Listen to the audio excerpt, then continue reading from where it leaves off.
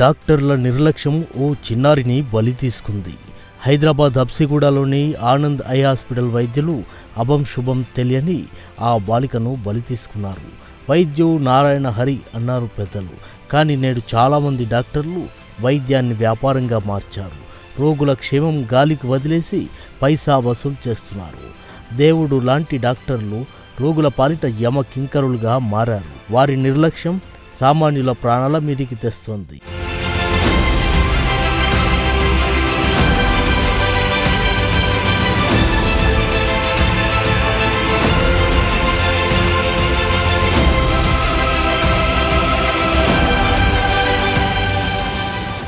తాజాగా హబ్సిగూడలో జరిగిన దారుణం కలకలం సృష్టించింది.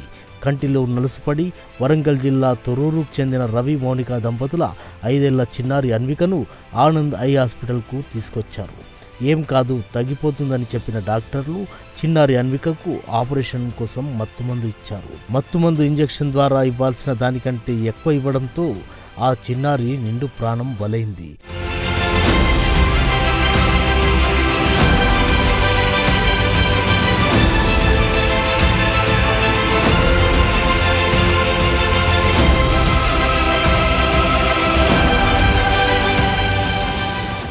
పాప చనిపోయిన విషయాన్ని కప్పిపుచ్చేందుకు డాక్టర్లు కొత్త నాటకానికి తెరతీశారు.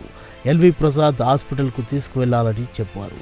అయితే అప్పటికే మత్తు ఇంజెక్షన్ హెవీ డోస్ కారణంగా అన్విక చనిపోయింది. బ్రెయిన్ డెడ్ కారణంగా చిన్నారి చనిపోయిందని తేలింది. దీంతో పాప కుటుంబ సభ్యుల బాధ చెప్పలేనిది.